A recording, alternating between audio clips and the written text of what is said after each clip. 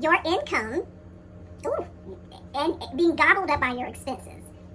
Hi everybody, and welcome back to the channel. Thank you so much for joining me. Happy holidays to all of you. So in this video, I want to talk about our end of the year goals and what it is we should be doing to prepare ourselves for next year as it relates to our financial position. So if this sounds like something that you are interested in, please stay tuned.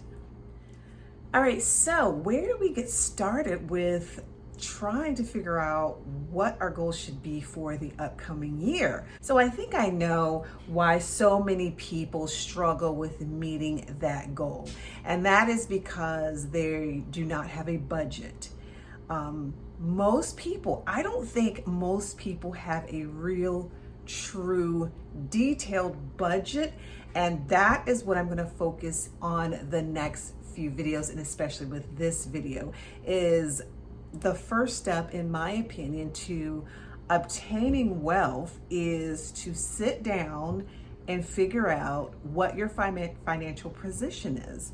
You have to figure out what your financial position is, meaning you need to document exactly how much you have coming in that year, or what your estimated income is going to be. So your first line item should be your income. Everything that is being paid to you, a W-2, any type of 1099 positions or gigs, whatever it is that you do for money. And this even includes child support or any type of assistance that you believe that you may have over the next 12 months. You want to write that down and calculate it. You want to know what that number is, whether it's 35,000, 55,000, 75,000, 55,000, 75, 150. It really doesn't matter what the dollar amount is.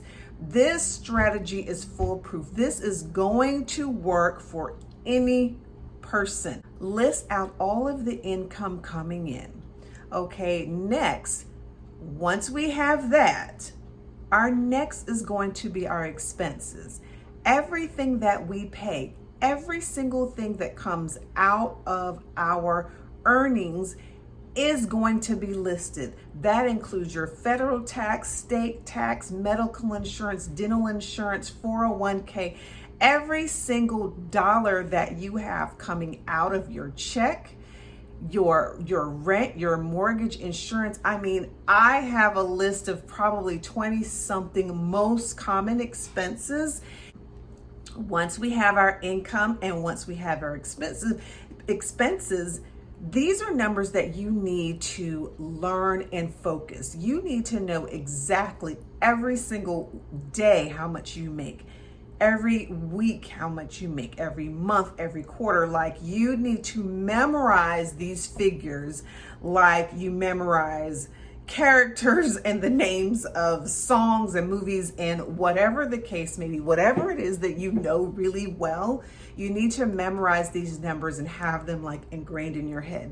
You should know these to the point where it's going to get to the point where you don't even have to refer back to your spreadsheet to determine this. Meaning, if you make $12.35 per hour, you need to know that you make $12.35 an hour, not $12 an hour, not $12.50, but $12.35. And out of that $12.35, out of every hour that you work, you need to know how much taxes is coming out of that.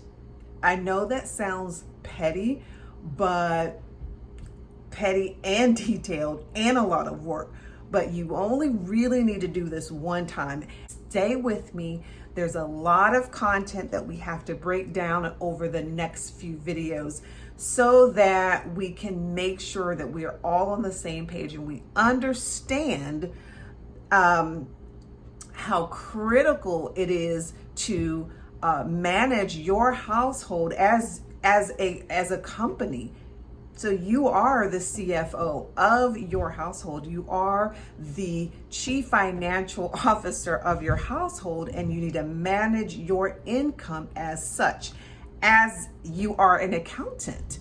That is how this should be laid out in order for you to get to the next level. Okay? Okay, so now that you have all of your income listed and you're going to have that broken down, we're going to move to your expenses and your expenses for the entire month. I have mine calculated by the month so that I can see what income I have coming in per month and then what expenses I have going out, and voila, you should have a total. Now, I'm going to tell you right now, this total is not accurate, as you all know. As you put this together and you start thinking about it, there's going to become like your brain is going to come on.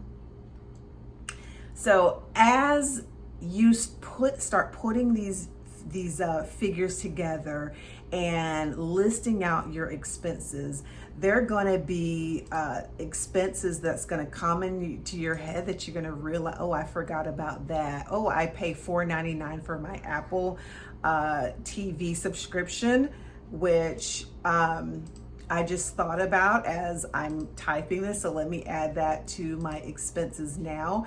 Things like that are going to pop up. That's okay. That's why having an Excel spreadsheet of some sort is excellent, because it allows you to go in and edit and you start to see your income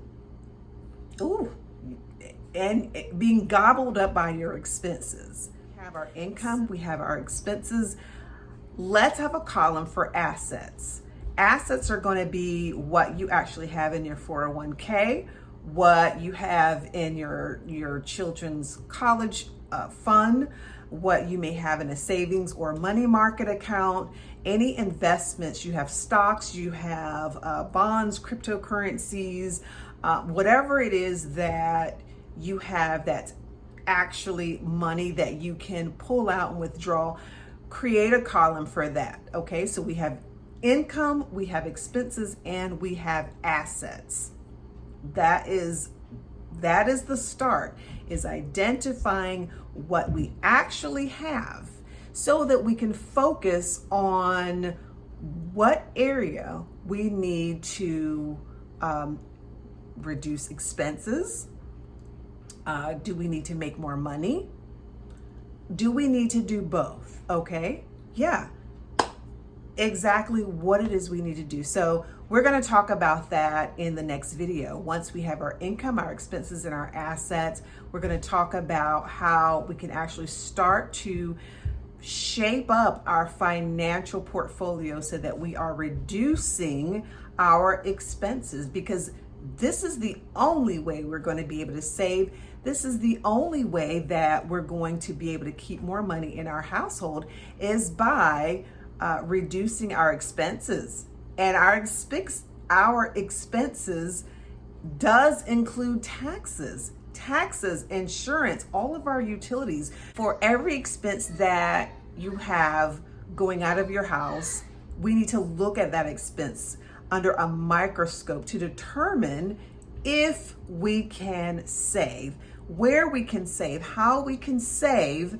And as we are working down each line item of an expense and reducing that expense, we're going to see that we'll have more money left over at the end of the month that we can now transfer over to an asset. All right?